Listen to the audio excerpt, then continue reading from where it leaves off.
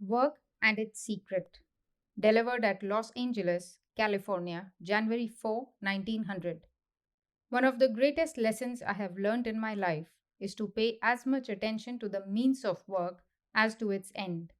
He was a great man from whom I learnt it, and his own life was a practical demonstration of this great principle. I have been always learning great lessons from that one principle, and it appears to me that all the secret of success is there to pay as much attention to the means as to the end. Our great defect in life is that we are so much drawn to the ideal. The goal is so much more enchanting, so much more alluring, so much bigger in our mental horizon that we lose sight of the details altogether. But whenever failure comes, if we analyze it critically, in 99% of cases, we shall find that it was because we did not pay attention to the means. Proper attention to the finishing, strengthening of the means is what we need. With the means all right, the end must come. We forget that it is the cause that produces the effect. The effect cannot come by itself, and unless the causes are exact, proper, and powerful, the effect will not be produced. Once the ideal is chosen and the means determined, we may almost let go the ideal because we are sure it will be there when the means are perfected. When the cause is there, there is no more difficulty about the effect. The effect is bound to come. If we take care of the cause, the effect will take care of itself. The realization of the ideal is the effect. The means are the cause. Attention to the means, therefore, is the great secret of life. We also read this in the Gita and learn that we have to work, constantly work with all our power to put our whole mind in the work, whatever it be that we are doing. At the same time, we must not be attached. That is to say, we must not be drawn away from the work by anything else. Still, we must be able to quit the work whenever we like. If we examine our own lives, we find that the greatest cause of sorrow is this: we take up something and put our whole energy on it. Perhaps it is a failure, and yet we cannot give it up. We know that it is hurting us, that any further clinging to it is simply bringing misery on us. Still, we cannot tear ourselves away from it. The bee came to sip the honey, but its feet stuck to the honey pot and it could not get away. Again and again, we are finding ourselves in that state. That is the whole secret of existence. Why are we here? We came here to sip the honey, and we find our hands and feet sticking to it. We are caught, though we came to catch. We came to enjoy. We are being enjoyed. We came to rule. We are being ruled. We came to work. We are being worked. All the time, we find that. And this comes into every detail of our life. We are being worked upon by other minds, and we are always struggling to work on other minds. We want to enjoy the pleasures of life, and they eat into our vitals. We want to get everything from nature, but we find in the long run that nature takes everything from us, depletes us, and casts us aside. Had it not been for this, life would have been all sunshine. Never mind. With all its failures and successes, with all its joys and sorrows, it can be one succession of sunshine if only we are not caught. That is the one cause of misery. We are attached, we are being caught. Therefore, says the Gita, work constantly, work, but be not attached, be not caught. Reserve unto yourself the power of detaching yourself from everything, however beloved, however much the soul might yearn for it, however great the pangs of misery you feel if you are going to leave it. Still, reserve the power of leaving it whenever you want. The weak have no place here, in this life or in any other life. Weakness leads to slavery. Weakness leads to all kinds of misery, physical and mental. Weakness is death. There are hundreds of thousands of microbes surrounding us, but they cannot harm us unless we become weak, until the body is ready and predisposed to receive them. There may be a million microbes of misery floating about us. Never mind. They dare not approach us, they have no power to get a hold on us until the mind is weakened. This is the great fact. Strength is life, weakness is death. Strength is felicity, life eternal, immortal. Weakness is constant strain and misery. Weakness is death. Attachment is the source of all our pleasures now. We are attached to our friends, to our relatives, we are attached to our intellectual and spiritual works, we are attached to external objects so that we get pleasure from them. What again brings misery but this very attachment? We have to detach ourselves to earn joy. If only we had power to detach ourselves at will, there would not be any misery. That man alone will be able to get the best of nature, who, having the power of attaching himself to a thing with all his energy, has also the power to detach himself when he should do so. The difficulty is that there must be as much power of attachment as that of detachment. There are men who are never attracted by anything. They can never love. They are hard hearted and apathetic. They escape most of the miseries of life. But the wall never feels misery. The wall never loves, is never hurt. But it is the wall, after all. Surely it is better to be attached and caught than to be a wall. Therefore, the man who never loves, who is hard and stony, escaping most of the miseries of life, escapes also its joys. We do not want that. That is weakness. That is death. That soul has not been awakened that never feels weakness, never feels misery. That is a callous state. We do not want that. At the same time, we do not only want this mighty power of love, this mighty power of attachment, the power of throwing our whole soul upon a single object, losing ourselves and letting ourselves be annihilated, as it were, for other souls, which is the power of the gods. But we want to be higher even than the gods. The perfect man can put his whole soul upon that one point of love, yet he is unattached. How come this? There is another secret to learn. The beggar is never happy. The beggar only gets a dole with pity and scorn behind it, at least with the thought behind that the beggar is a low object. He never really enjoys what he gets. We are all beggars. Whatever we do, we want a return. We are all traders. We are traders in life. We are traders in virtue. We are traders in religion. And alas, we are also traders in love. If you come to trade, if it is a question of give and take, if it is a question of buy and sell, abide by the laws of buying and selling. There is a bad time and there is a good time. There is a rise and a fall in prices. Always you expect the blow to come. It is like looking at the mirrors. Your face is reflected. You make a grimace. There is one in the mirror. If you laugh, the mirror laughs. This is buying and selling, giving and taking. We get caught. How? Not by what we give, but by what we expect. We get misery in return for our love, not from the fact that we love, but from the fact that we want love in return. There is no misery where there is no want.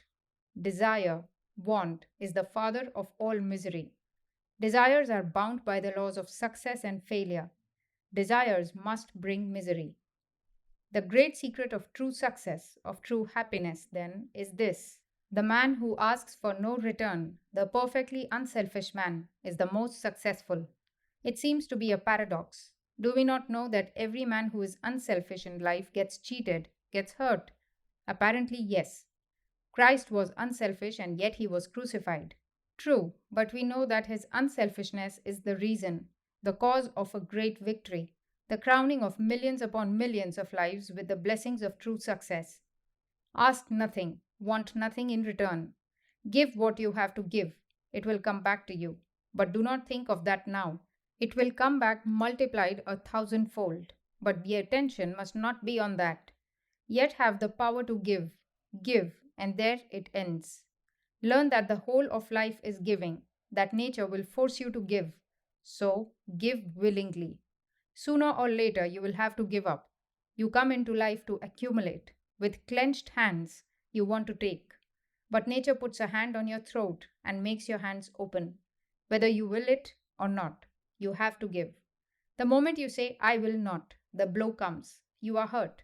None is there but will be compelled in the long run to give up everything. And the more one struggles against this law, the more miserable one feels. It is because we dare not give, because we are not resigned enough to accede to this grand demand of nature, that we are miserable. The forest is gone, but we get heat in return. The sun is taking up water from the ocean to return it in showers. You are a machine for taking and giving. You take in order to give.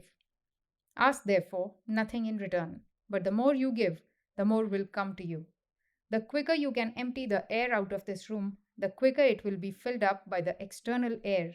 And if you close all the doors and every aperture, that which is within will remain, but that which is outside will never come in, and that which is within will stagnate, degenerate, and become poisoned. A river is continually emptying itself into the ocean and is continually filling up again. Bar not the exit into the ocean. The moment you do that, death seizes you.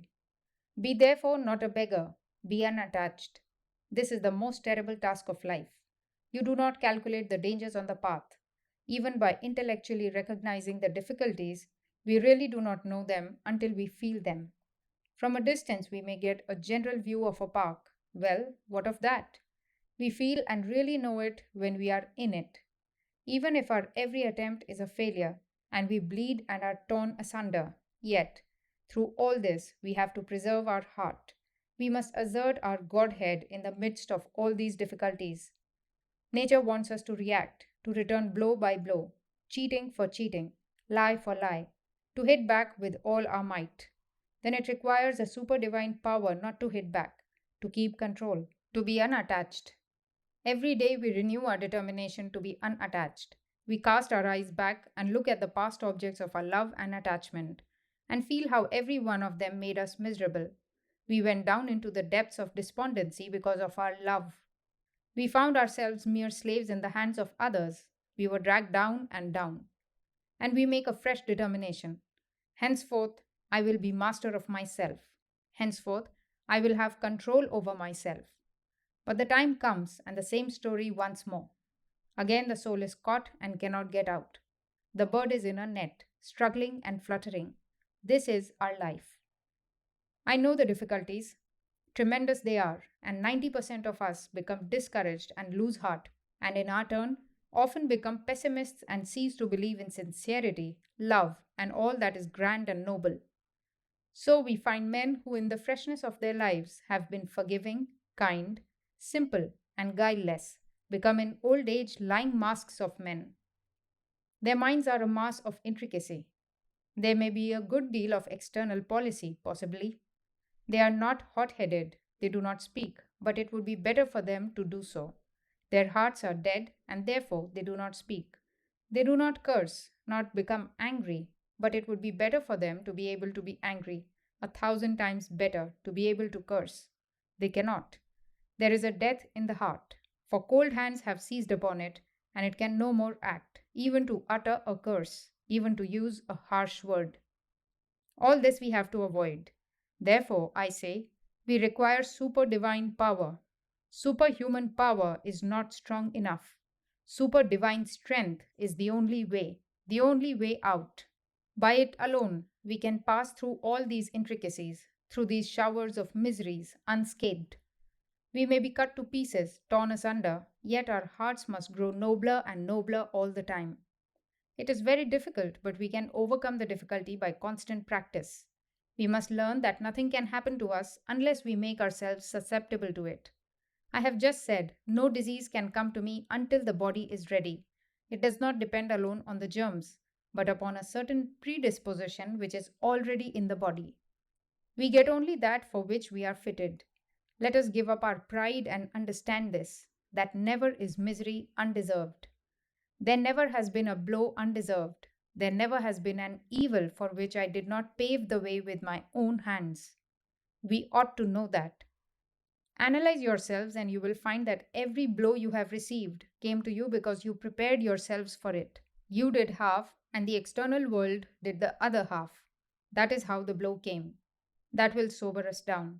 At the same time, from this very analysis will come a note of hope, and the note of hope is, I have no control of the external world, but that which is in me and nearer unto me, my own world, is in my control. If the two together are required to make a failure, if the two together are necessary to give me a blow, I will not contribute the one which is in my keeping. And how then can the blow come? If I get real control of myself, the blow will never come. We are all the time from our childhood trying to lay the blame upon something outside ourselves. We are always standing up to set right other people and not ourselves. We are miserable. We say, "Oh, the world is a devil's world." We curse others and say, "What infatuated fools!" But why should we be in such a world if we really are so good? If this is a devil's world, we must be devils also. Why else should we be here? Oh, the people of the world are so selfish. True enough, but why should we be found in that company if we be better? Just think of that. We only get what we deserve. It is a lie when we say the world is bad and we are good. It can never be so. It is a terrible lie we tell ourselves. This is the first lesson to learn. Be determined not to curse anything outside, not to lay the blame upon anyone outside, but be a man. Stand up. Lay the blame on yourself. You will find that is always true. Get hold of yourself. Is it not a shame that one moment we talk so much of our manhood, of our being gods, that we know everything, we can do everything, we are blameless, spotless, the most unselfish people in the world, and at the next moment a little stone hurts us, a little anger from a little jack wounds us. Any fool in the street makes these gods miserable. Should this be so if we are such gods? Is it true that the world is to blame? Could God, who is the purest and the noblest of souls, be made miserable by any of our tricks? If you are so unselfish, you are like God. What world can hurt you? You would go through the seventh hell unscathed, untouched. But the very fact that you complain and want to lay the blame upon the external world shows that you feel the external world. The very fact that you feel shows that you are not what you claim to be. You only make your offense greater by heaping misery upon misery, by imagining that the external world is hurting you and crying out, "Oh, this devil's world! This man hurts me, that man hurts me," and so forth. It is adding lies to misery. We are to take care of ourselves, that much we can do, and give up attending to others for a time. Let us perfect the means, the end will take care of itself. For the world can be good and pure only if our lives are good and pure. It is an effect, and we are the means. Therefore, let us purify ourselves. Let us make ourselves perfect.